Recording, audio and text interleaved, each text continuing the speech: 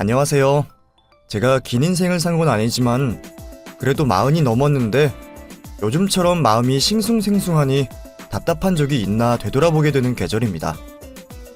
이런 걸 보고 가을을 탄다고 하는 사람도 있고 차라리 밖에 나가서 산책도 좀 하고 시간도 좀 보내라고 하는 사람들도 있지만 밖에 나가는 것도 귀찮고 햇빛 좀 받고 해야 하는데 사람들과 부딪히는 게 싫어서 나갈 마음도 안 생기네요. 제가 사실 가을을 죽도록 싫어합니다. 남들은 춥지도 않고 덥지도 않은데 왜 가을을 싫어하냐고. 가을 싫어하는 사람은 주변에서 본 적이 없다고 하는데 저는 가을이라는 계절이 오면 그날 일이 생각나서 정말 온몸에 소름이 돋고 헛구역질이 나올 정도로 속이 안 좋아지고 또 기분이 축 처지면서 우울해지거든요. 제가 원래 이렇게 우울한 사람이 아닌데 저도 어쩌다가 제가 이렇게 됐는지 한 해 한 해 돌이켜보면 다 그년 때문이라는 생각이 듭니다. 그 사람이라고 말하고 싶지도 않고 생각만 해도 손이 부들부들 떨리는 제 인생을 망치고 제 주변까지 망쳐놓은 아주 엄청난 년이죠. 어디서부터 어떻게 이야기를 풀어나가야 할지 모르겠지만 그년을 처음 만났던 어린 시절을 떠올려보면 그래도 좋은 기억들이 많았습니다. 그 친구와 처음 만난 건 중학교 때였습니다. 저는 성격이 소심하고 말도 많은 편이 아니라 반에서 거의 왕따나 다름없었습니다. 그땐 제가 왕따인 줄도 몰랐는데 지금 생각해보면 왕따가 맞는 것 같은 게 제가 용기 내서 친구에게 다가가 오늘 점심 같이 먹을래? 나 도시락 싸왔는데 하고 말을 걸면 대답도 안 하고 그냥 가버리는 경우가 많았거든요. 친구들이 폭력을 안 쓰고 나쁜 말을 안 하면 그게 왕따라는 걸 몰랐던 저는 늘 혼자였습니다. 그때는 그냥 저를 싫어한다고만 생각했지 그게 괴롭힘이라고 생각하진 않았거든요. 지금 생각해도 이유를 모르겠습니다. 제가 왜 그런 따돌림을 당해야 했는지. 저는 얼굴이 예쁜 것도 아니고 그렇다고 해서 공부를 잘하는 것도 아니고 성격이 소심하긴 하지만 책을 많이 봐서 대화하는 걸 좋아했습니다. 하지만 대화할 친구가 없으니 저는 혼자 책 보는 시간이 많아졌고 그러다 보니 제 의도와 상관없이 점점 성적이 올랐습니다.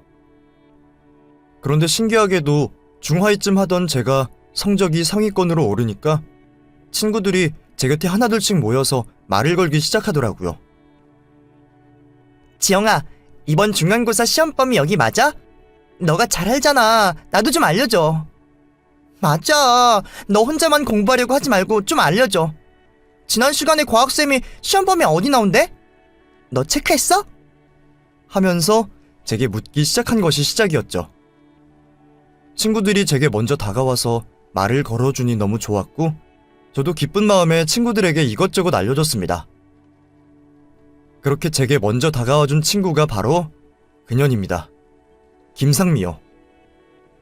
상미는 그냥 평범한 학생이었어요.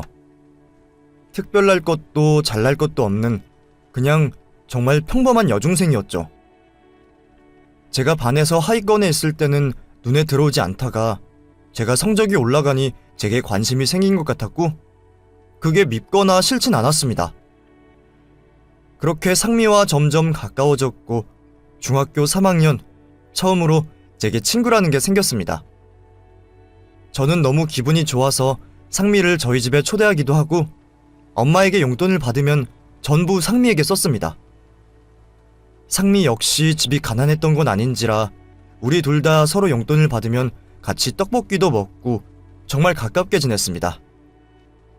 그렇게 저희 둘은 같은 고등학교에 입학했고 어떤 이유인진 모르겠지만 3년 내내 같은 반이 되면서 정말 자매라고 해도 믿을 정도로 365일을 붙어 다녔습니다.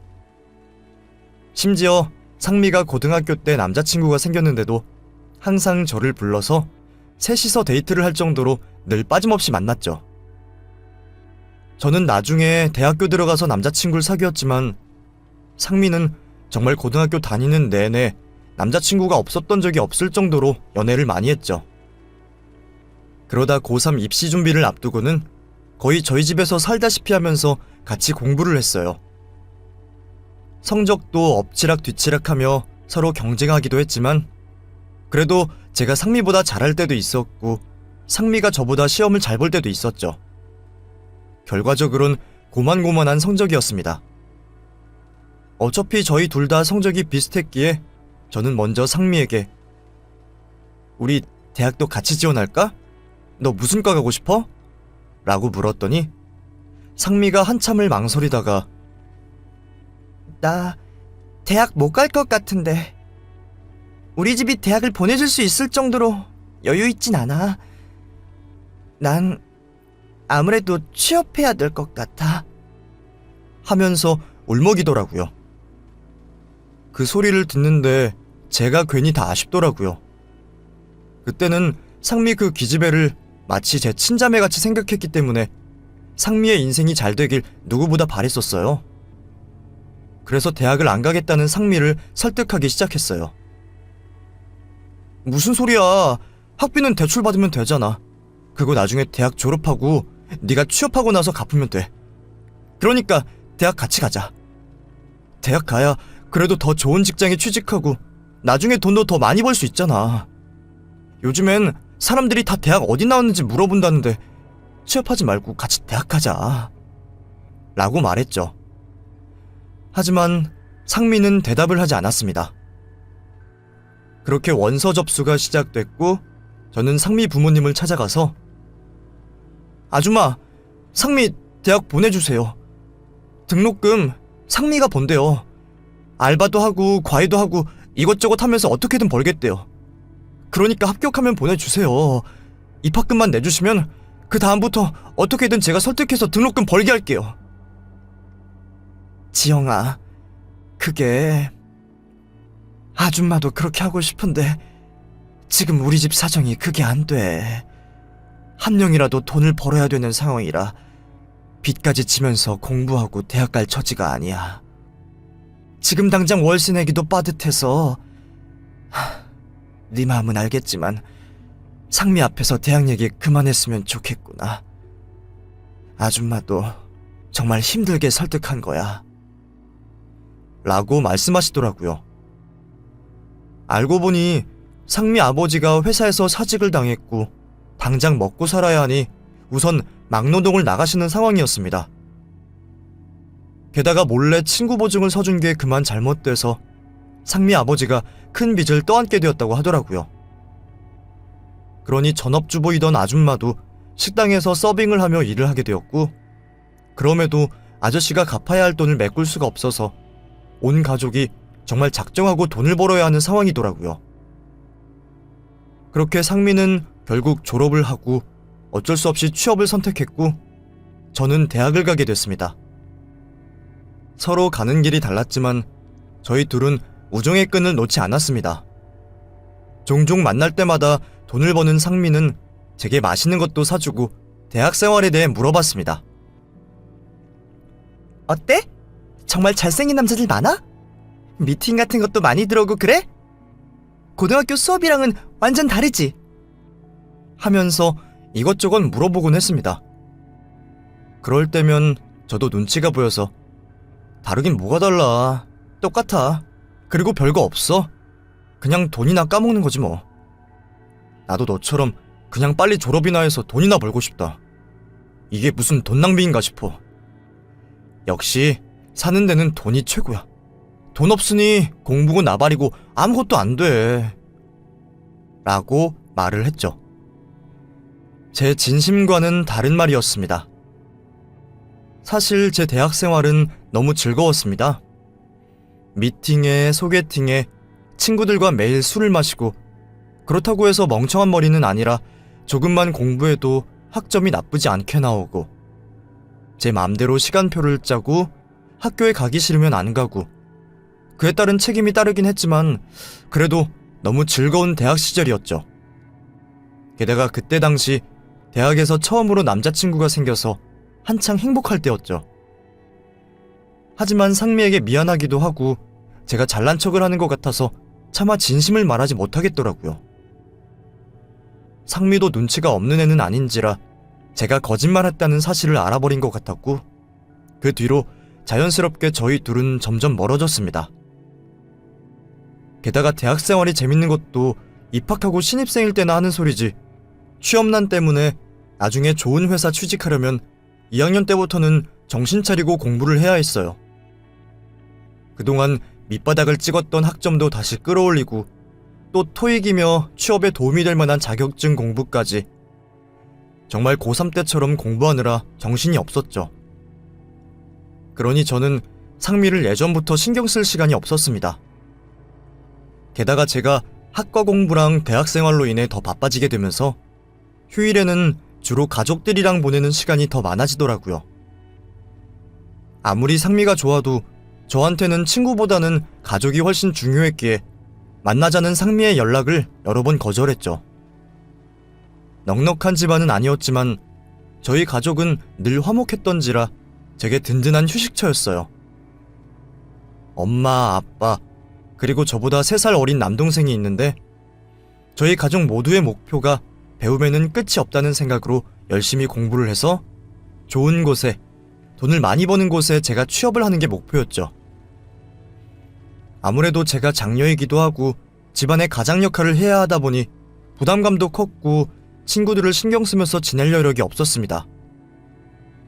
사업을 하시던 아빠도 나라가 어려워지면서 사업 대신 친구와 창업을 해서 장사를 시작하셨는데, 하지만 이게 생각보다 벌이가 좋지 않았어요. 시간이 흐를수록 저희 집 가정 형편은 안 좋아져서 2년마다 점점 작은 집으로 이사를 해야 했고, 엄마 역시 생활비를 벌기 위해 다른 집에 입주 가정부로 들어갈 정도였죠. 그때가 제가 대학 마지막 학기라서 알바를 하거나 그럴 상황이 아니었어요. 학점을 못 맞춰서 졸업이 늦어지면 그만큼 학비를 또 내야 했기에 이때는 장학금 받고 성적 유지해서 빨리 졸업하는 게 돈 버는 길이었죠. 그 당시 상미도 저희 집 사정을 뻔히 알았던 터라 저희 집보다는 상미네가 좀 더 나을 때도 있어서 가끔은 저와 엄마 대신 동생의 밥을 챙겨주기도 하고, 저희 집에 비밀번호를 누르고 들어와서 청소도 해주고 빨래도 해주고 집안일을 도와주기도 했지만, 상미가 다른 곳으로 취업을 하게 되면서 자연스럽게 저희 집 식구들과의 왕래도 끊기게 되었고, 그렇게 3년 정도 연락을 않고 지냈어요. 제가 대학 졸업 후에 바로 취업이 된 게 아니라서 1년 정도 자격증도 따고 취업 준비를 하면서 바쁘게 지낸 터라 따로 연락을 할 수 없었죠. 취업한 후에도 바쁜 건 마찬가지였어요. 저희 회사가 유독 신입한테 빡센 곳이라 취직하고 처음 1년은 밤 10시에 집에 들어간 적이 없을 정도로 매일 야근 아니면 회식을 했죠. 그러니 주말에는 쓰러져서 시체처럼 잠만 자기 바빴고, 오죽했으면 대학 때부터 사귀던 남자친구와 데이트할 시간이 없어서 헤어질 정도로 정신없이 살았죠. 그러던 어느 날 뜬금없이 상미에게 연락이 왔어요. 지영아, 잘 지내? 너한테 연락할까 말까 많이 망설였는데 그래도 나중에 알게 되면 네가 서운해할 것 같아서 미리 말하는 게 좋을 것 같아. 시간 되면 밥이나 한번 먹을래? 내가 너 있는 곳 근처로 갈게. 라는 문자였죠. 너무 반가웠고 사는 게 바쁘다 보니 그동안 상미를 잊고 정신없이 살았는데, 상미의 문자 한 통에 괜히 미안함이 느껴지더라고요. 3년 만에 제게 연락을 했을 때 얼마나 큰 용기가 필요했을까 하는 생각이 들어서 바로 만나자고 답장을 보냈죠. 너무 좋아. 당장 만나자. 나도 할 얘기 많아. 보고 싶다 상미야. 내가 주소 알려줄게. 라며 저는 상미에게 주소를 보냈고, 그렇게 저희 둘은 3년 만에 만나게 됐습니다. 저는 그날 생각보다 일찍 끝나서 밥 먹기 전에 커피나 한잔 하자며 상미를 제가 자주 가는 카페로 오라고 했고, 멀리서 걸어오는 상미를 보고 입을 다물 수가 없었습니다. 왜냐하면 상미의 배는 남산만큼 불러 있었거든요. 너 배가 뭐야? 너 설마 임신한 거야? 맞아. 나 임신했어. 이제 2달 뒤에 조카 나온다. 그러니까 너도 이제 이모 되는 거야. 사실 나도 너한테 연락할까 말까 많이 망설였어. 차마 말을 못하겠더라고. 근데 애기 낳고 나중에 네가 알게 되면 서운할 것 같기도 하고. 모르겠어. 그냥 무슨 용기가 났는지 너한테는 말해야 할 것 같아서. 그래서 연락했어. 많이 놀랬지? 당연하지. 야, 결혼은 그럼 언제 한 거야? 진짜 서운하다. 진작 좀 말하지. 나도 이제 취업해서 돈도 버는데 축의 정도는 할 수 있어. 말도 없이 결혼을 해버리는 게 어딨어. 그래도 우리가 지낸 세월이 얼마인데 진짜 서운하다. 벌써 우리가 20대 중반이고 너는 벌써 애기 엄마가 됐는데 난 그동안 뭐 했는지 모르겠다. 얼른 들어가서 앉자. 너 힘들겠다. 하면서 친구 손을 잡았는데 친구가 제 손을 잡고 울먹울먹 하더라고요. 미안해. 사실 널 결혼식에 초대 안 한 게 아니라 초대 못 한 거야. 나 결혼식 안 했거든. 네가 생각하는 그런 것처럼 나 평범하게 살지 못했어. 애기 아빠는 지금 연락도 안 되고 나 어쩌면 얘 혼자 키워야 할지도 몰라. 그래서 너무 무섭고 두려워, 지영아. 애기 아빠가 나타날까? 나 임신하고 나서 같이 동거했는데 출근하겠다고 나간 사람이 벌써 8개월째 연락이 안 되고 집에도 안 들어와. 그 사람 시댁도 없고 가족도 친척도 없는데 내가 어떻게 해야 할지 모르겠어. 그래서 너한테 도움 좀 청하려고, 그러려고 만나자고 했어. 미안해. 정말 미안해, 지영아. 하면서 제 손을 잡고 펑펑 울더라고요. 무슨 말을 해야 할지 모르겠던 저는 그냥 친구를 안아줬습니다. 괜찮아. 분명 돌아올 거야. 괜찮아. 상미야, 울지 마. 괜찮아. 하면서 저는 상미를 달래주었습니다. 상민의 부모님은 결혼도 안 한 상태에서 임신을 한 딸을 받아들일 수 없다면서 내쳤다고 하더라고요.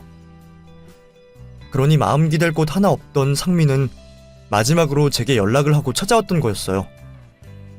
그동안 얼마나 고생을 한 건지 배는 남산만한데 얼굴살은 쪽 빠졌더라고요.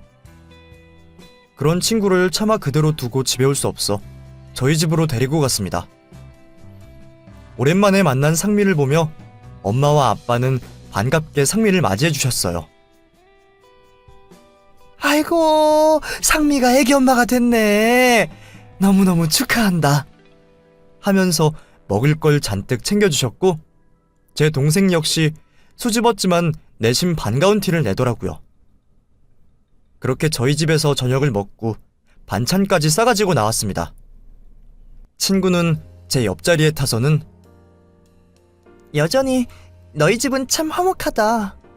부모님도 너무 좋으시고 동생도 뭐 말을 잘 안 하고 그러지만 그래도 오랜만에 만나도 어색해하거나 그러진 않네.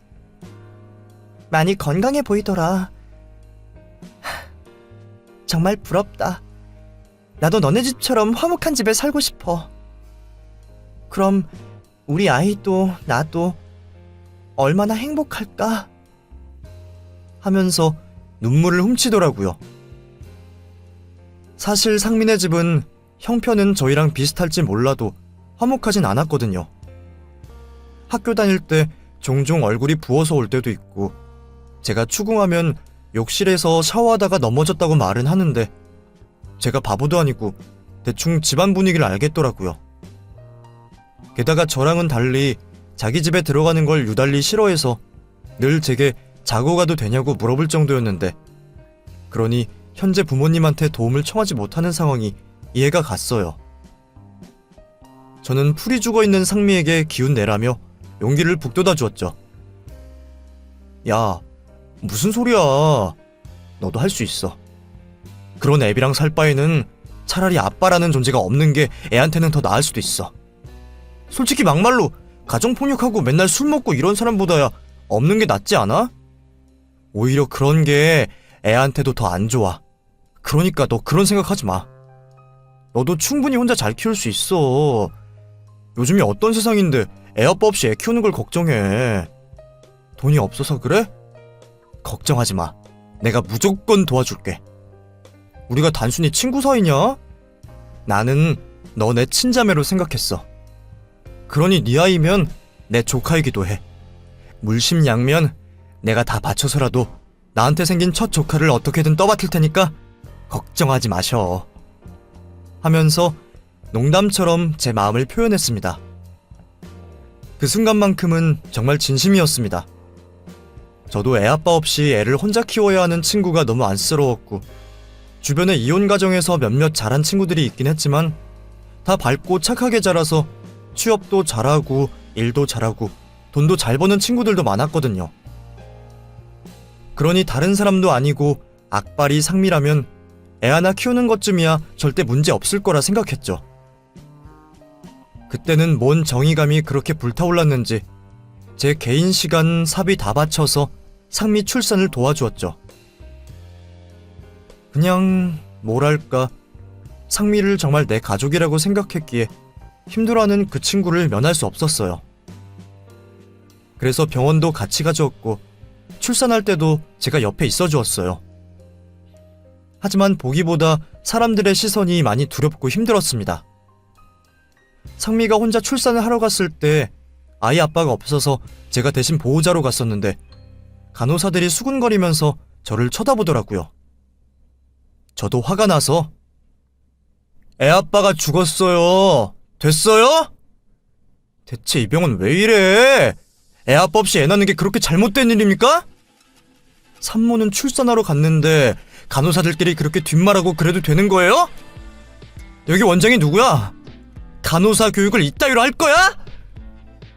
하면서 제가 난동을 부리고 상미가 사는 아파트에서 아줌마들이 쑥덕거리면 제가 나서서 아줌마들은 그렇게 할 일이 없어요? 왜 이렇게 남의 인생사에 관심이 많아? 제발 그만 좀 쳐다보세요. 애 아빠 죽었어요. 그러니까 그만 좀 수군대요. 하면서 제가 나서서 상미를 막아주곤 했죠. 그때 제 성격이 정말 많이 변했습니다. 수줍고 말 못하고 지나가는 사람한텐 길도 못 물어보던 제가 저와 친구를 쳐다보기만 해도 호랑이처럼 달려들고 조금만 싸움이 붙어도 큰 싸움이 되는 성질머리 더러운 애로 변했죠. 하지만 친구 사이라는 게 그렇듯 한 명이 계속 끌고 가면 언젠가는 지치게 돼 있더라고요. 저도 회사를 다니고 있고 그 친구가 출산을 하면서 저도 남자친구가 생겼는데 무려 그 친구와 조카를 돌보면서 지낸 시간이 7년이었습니다.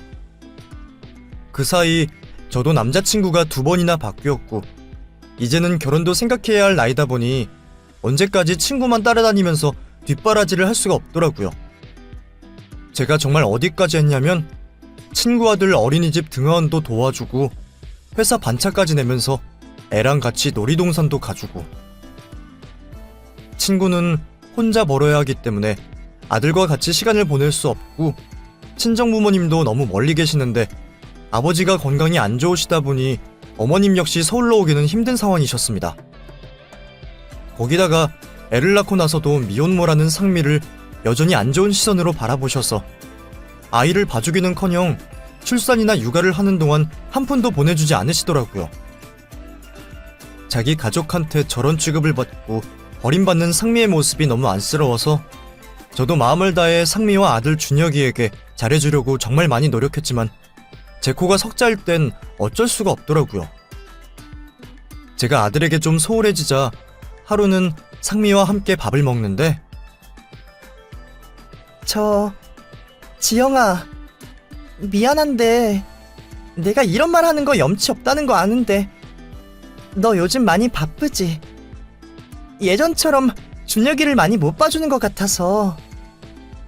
그래서 말인데 내가 준혁이 봐주는 사람 구할까 하는데 괜찮으면 네 동생한테 부탁해보는 건 어떨까? 당연 보수는 지급할 거고 남자긴 해도 준혁이가 몇 번 봐서 그런지 좋아하기도 하고 네 동생한테도 정서적으로 좋지 않을까 해서. 물론 당연히 어머님도 같이 와도 돼. 나는 훨씬 좋지. 너도 알겠지만 네 동생이랑 오랫동안 봐온 사이이기도 하고 모르는 사람보다 네 동생이 편할 것 같아서. 내 동생? 아, 동생... 모르겠어. 네가 하는 말이 무슨 말인지는 알겠는데 너도 알겠지만 내 동생이 좀 아프잖아. 준혁이랑 같이 놀아주는 거야 문제 없을 것 같긴 한데 엄마가 허락하실지 모르겠네. 우선 네 의견은 알겠고 엄마랑 상의해볼게 하고 친구의 부탁을 보류했습니다. 솔직히 친구의 제안이 이해가 안 가는 건 아니었습니다. 하지만 제 동생 좀 아프거든요. 정신지체 2급이라 어린 시절부터 특수학교를 다녔고 친구도 없고 사회생활은 절대 하지 못하고 부모님 품 안에서만 자라 만난 사람이라곤 저희 가족과 상미, 그리고 상미 아들 준혁이가 전부였습니다. 몸만 컸지 정신 수준은 7살 남짓이라 오히려 진짜 7살인 준혁이와 잘 맞을 수 있다는 생각도 하긴 했었지만 덩치가 큰 어른이 7살 아이와 손을 잡고 걸어다니면 사람들이 쳐다보면서 아들이 너무 이쁘네, 아빠를 잘 따라다니는 것 같아 라는 말을 하곤 했죠. 그럴 때마다 5살짜리 준혁이도 아빠 아니에요, 형이에요, 좋아하는 형이에요 하고 말을 한 적이 있었습니다. 고민이 많이 됐지만 동생도 하루 종일 집에 있는 것보다는 상미라도 만나고 준혁이라도 만나서 시간을 보내면 좋을 것 같다고 생각했고 저희 엄마에게 조심스럽게 얘기하니 세상에 상미 마음이 너무 고맙다. 우리야 너무 좋지. 보수는 무슨 보수야. 됐다 그래. 준혁이 정도로 얌전한 애면 우리가 돈을 주고 가서 봐줘야지. 그리고 애는 다른 사람한테 함부로 맡기는 거 아니야. 아는 사람한테 맡겨야 상미도 편하지. 상미가 오죽했으면 우리한테 부탁했겠어? 우리 아들 그런 거 다 아는 애가 부탁을 했을까? 상미 힘들잖아. 우리가 많이 도와줘야지. 엄마도 같이 도와줄게 하면서 선뜻 상민의 아들을 봐주자고 하더라고요. 그렇게 처음에는 상미가 출근 전에 유치원에 보내고 나면 저희 엄마와 제 남동생이 유치원에 가서 아이를 하원시키고 상미가 퇴근할 때까지 아이와 함께 시간을 보냈습니다.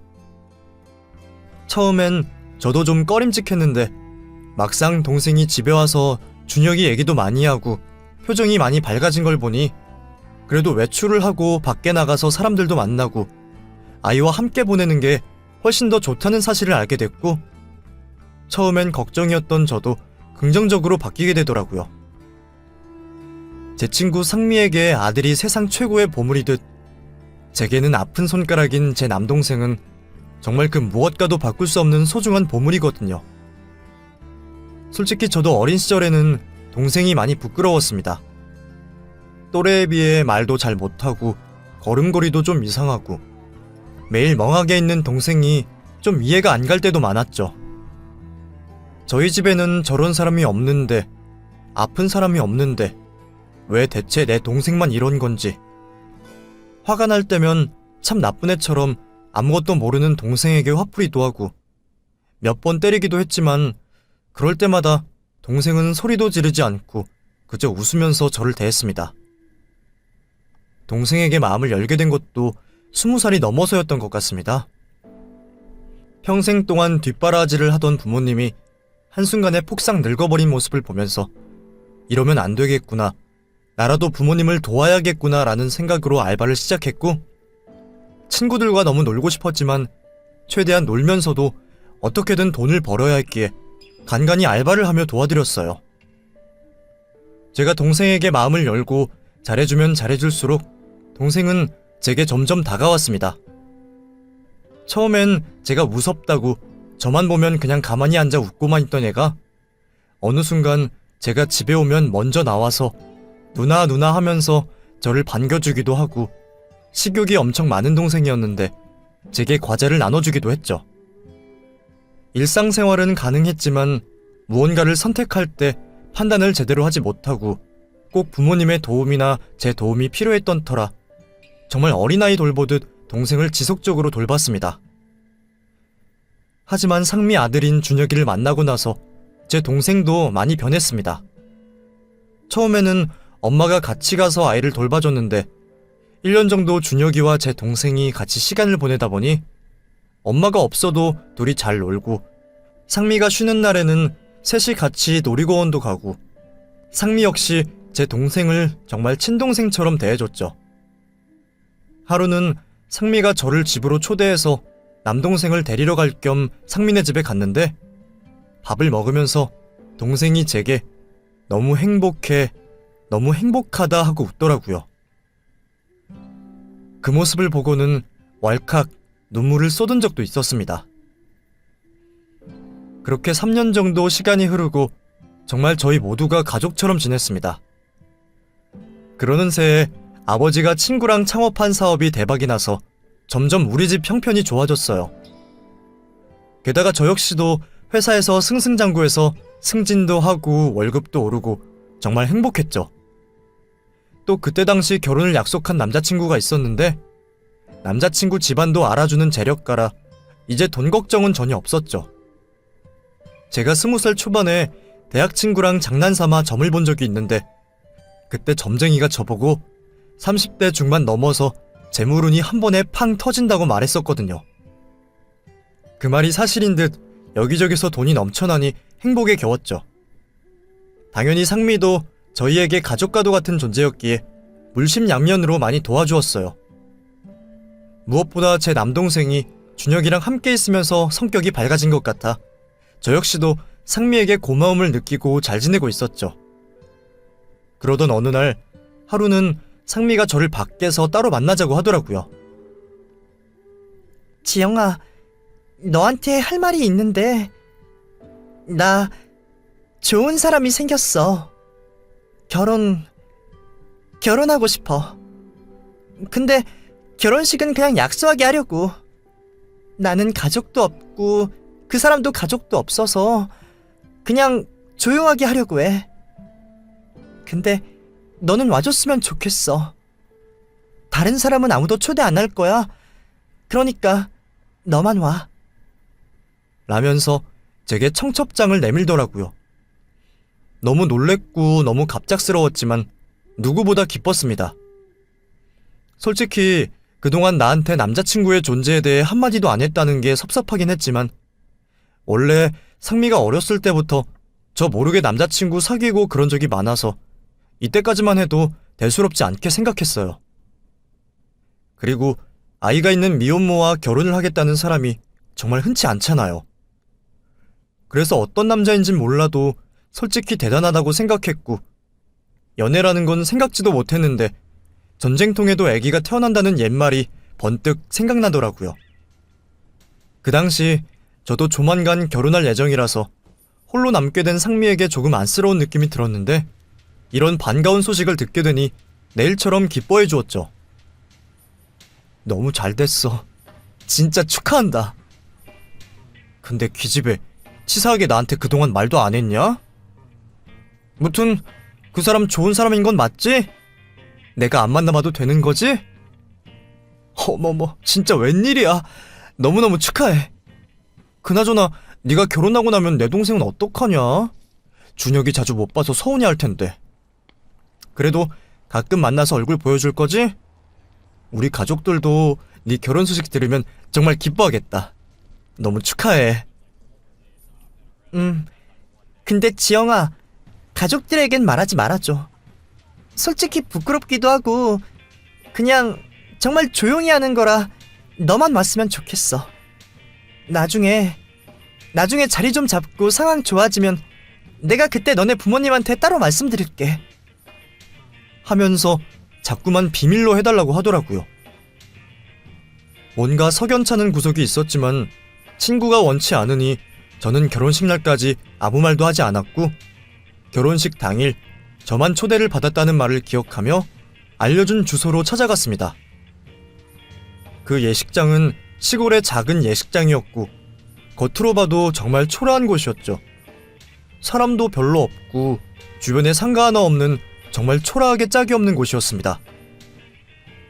얘는 뭐 결혼을 해도 이런 곳에서 하냐? 좀 좋은 데서 하지.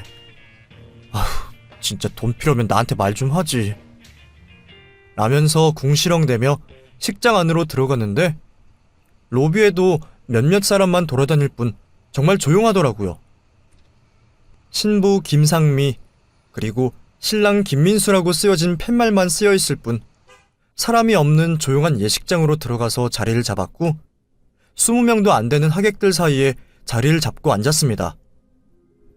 예식장 앞쪽에는 상미의 아들인 준혁이가 앉아있었고 저는 준혁이에게 손을 흔들면서 인사를 했습니다. 그리고 상미를 보러 신부 대기실로 찾아갔어요. 그래도 나름 헤어랑 메이크업은 좋은 곳에서 했는지 평소보다 더 예뻐 보이더라고요. 너 오늘 너무 이쁘다. 내가 여지껏 너 본 모습 중에 오늘이 제일 이뻐. 상미야, 진심으로 결혼 축하하고 진짜 행복하게 살아. 그래, 고마워. 근데 너 무슨 일이 있어도 내 편인 거 맞지? 그게 뜬금없이 무슨 말이야? 당연하지. 우리가 그냥 친구 사이냐? 나는 항상 네 편이니까 걱정하지 마. 반갑게 인사하는 저와는 달리 상미의 얼굴은 굳어 있었어요. 저는 그게 앞으로 일어날 비극의 전조일 줄은 꿈에도 모르고 그저 상미가 긴장을 많이 한 줄 알고 있었죠. 그렇게 다시 예식장으로 들어와서 결혼식이 시작되기만을 기다렸죠. 얼마 후에 사회자가 들어와 신랑과 신부가 동시 입장하겠다는 멘트를 시작했어요. 그렇게 예식장의 뒷문이 열렸고 드레스를 입은 상미의 모습이 보였습니다. 꽃처럼 아름다운 상미를 보니 괜히 제가 눈물이 왈칵 나더라고요. 그런데 그때 상미 손을 붙잡고 들어온 신랑을 쳐다봤는데 흐르던 눈물이 그 자리에서 쏙 들어가 버렸습니다. 상미의 신랑은 다름 아닌 정신지체가 있는 제 동생이었거든요. 저는 너무 놀라서 그 자리에서 벌떡 일어났고 야 하고 소리를 질렀는데 마치 예상이라도 한 듯 못 들은 척 제 동생 손을 잡고 앞으로 걸어가더라고요. 정말 미치는 줄 알았습니다. 어차피 하객도 별로 없겠다. 당장 단상 위로 뛰어 올라가서 결혼식을 막으려는데 정장 차림을 한 남자들이 저를 단상 위로 못 올라가게 제지를 하더라고요. 알고 봤더니 하객이라고 생각했던 20명의 사람 중 경호원을 몰래 배치시켜 놓았더라고요. 제가 난장판을 피울 줄 알고 단상 쪽으로 가는 길목을 막았어요. 그때 제 눈에 들어온 사람은 바로 상미의 아들 준혁이었습니다. 그래서 저는 방향을 바꿔 옆자리에 있던 의자들을 전부 치우고 준혁이에게 달려가 준혁이를 들어안고 그대로 식장 밖으로 뛰어나갔습니다.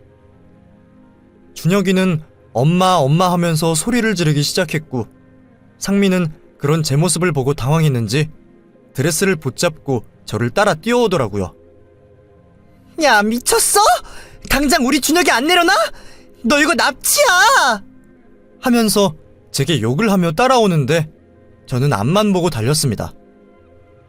드레스에 구두까지 신고 있어서 잘 따라오지도 못했고 저는 눈앞에 택시를 바로잡아 올라타서는 아저씨, 우선 달려주세요. 무조건 앞으로 달려주세요. 라고 말했죠. 준혁이는 발버둥을 치면서 이모 왜 그래? 삼촌이랑 우리 엄마 결혼하는데 이모 왜 그래? 하면서 저를 때렸고 제 전화기는 계속 울렸습니다. 택시를 타고 가면서 손이 벌벌 떨리더군요. 신랑 이름까지 바꿔가면서 제 동생과 그렇게 식을 올린 이유가 뭔지 도저히 그 어떤 변명? 아니, 핑계로도 납득할 수 없는 이유였습니다. 그렇게 준혁이를 데리고 나와 30분 정도 택시를 타고 내린 곳에서 같이 밥을 먹었습니다. 준혁이도 제가 낯선 사람은 아닌 터라 처음엔 반항을 하더니 밥만 먹고 집에 가자고 말한 이후부터는 저를 잘 따르고 잘 먹더라고요.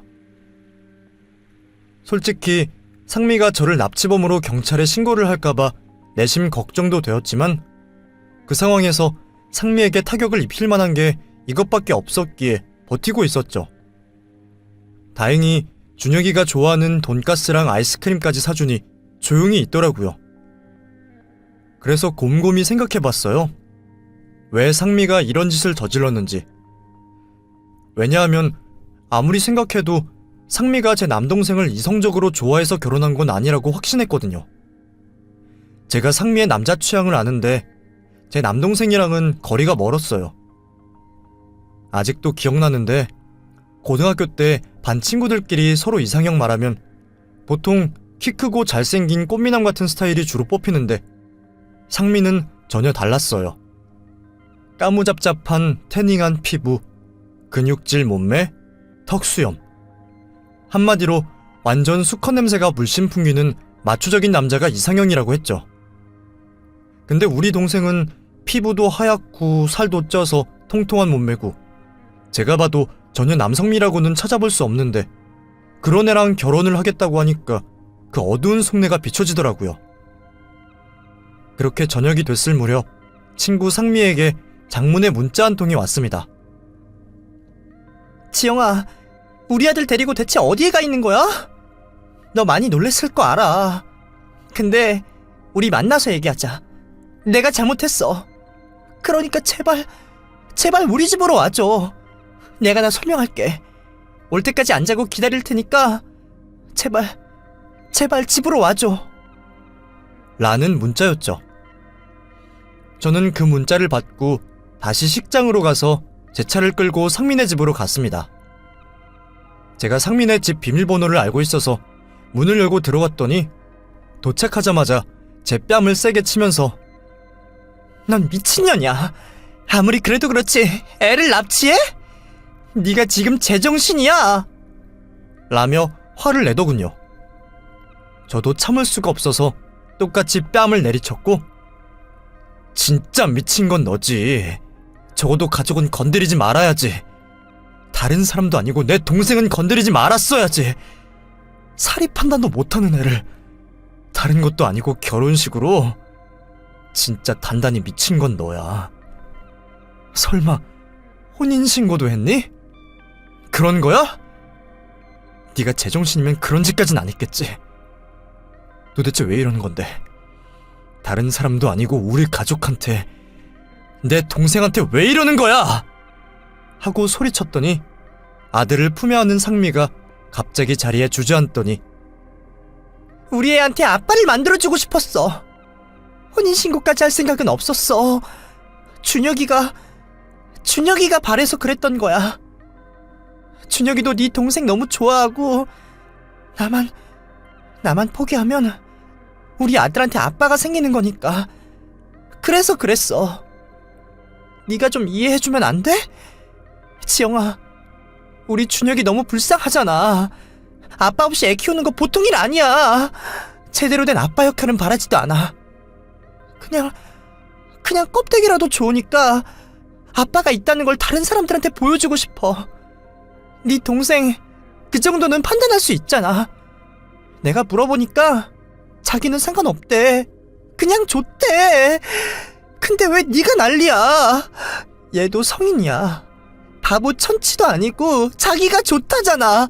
근데 왜 네가 난리냐고! 라며 소리를 치더라고요. 이게 말이나 되는 소립니까? 장애를 갖고 있는 제 동생에게 아빠 역할이라뇨. 이게 무슨 소꿉놀이입니까? 게다가 이 말도 순수하게 들을 수 없는 게 우리 집이 갑자기 잘 살게 되니까 은근슬쩍 법적으로 정식 가족이 되겠다는 심보가 뻔히 보이더라고요. 네가 그러고도 사람이야? 네가 그러고도 인간이야? 내 동생이 무슨 장난감이야? 장애가 있다고 해서 제가 감정도 없고 기분도 못 느끼는 애인 줄 알아? 너 그러면 안 돼. 진짜 그러면 안 되는 거야.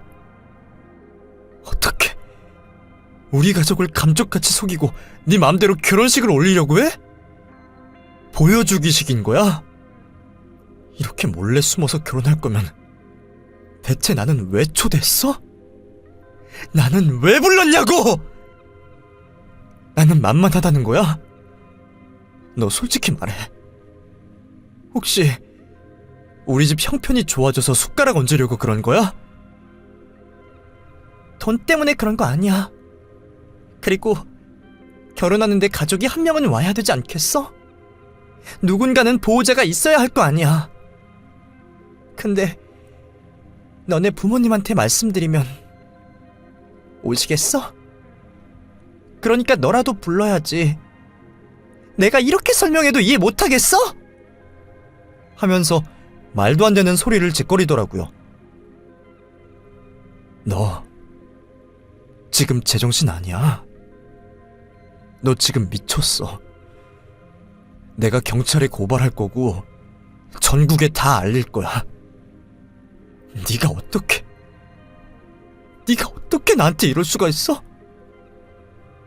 이기적인 년, 인간 같지도 않은 년! 하면서 저는 문을 쾅 닫고 나와버렸습니다. 그 다음 집에 도착해서 바로 동생에게 물었고, 동생은 계속 잘 모르겠다는 말만 반복하더라고요. 뒤늦게 이 사실을 알게 된 부모님도 땅을 치면서 어떻게 상미가 우리한테 그럴 수가 있냐면서 펑펑 우시더라고요. 정말 그날 저희 집은 눈물바다가 됐습니다. 지금도 그날 일을 생각하면 너무너무 무섭고 인간의 이기심의 끝은 어디일까라는 생각을 하게 됩니다. 그날 만약 제가 바쁘다는 핑계로 그 친구의 결혼식에 가지 않았다면 제 동생의 인생은 어떻게 됐을지 너무 막막하고 생각만 해도 끔찍합니다. 제가 친구를 고소하려고 이것저것 알아보고 있던 그때 저희 부모님은 오죽하면 그랬겠냐며 그냥 모른 척 살면 된다고, 장애아를 둔 부모는 이런 것도 눈 감고 살아야 한다며 그냥 없던 일로 하자고 하셨습니다. 그 뒤로 저희 가족은 상미와의 인연을 끊었습니다. 지도 잘못한 건 알아서인지 따로 연락을 하거나 찾아오지 않더라고요. 가족처럼 생각했던 친구에게 이렇게 뒤통수를 맞으니 우울증 비슷한 게 오더라고요. 그래서 그 일 이후 결혼하려던 남자친구와도 자연스럽게 멀어졌고, 그래서 지금은 혼자 살고 있습니다. 벌써 이 일이 일어난 지 꽤 시간이 흘렀고 여전히 저희 가족은 그때의 상처를 안고 살아가고 있습니다. 혹시나 이런 일이 또 반복되면 안 되겠지만 믿는 도끼에 발등 찍히는 일은 저 하나로 충분하다고 생각합니다. 이 사연을 듣는 분들은 저처럼 이런 일을 당하지 않길 바라시는 마음뿐입니다. 긴 사연 들어주셔서 감사합니다.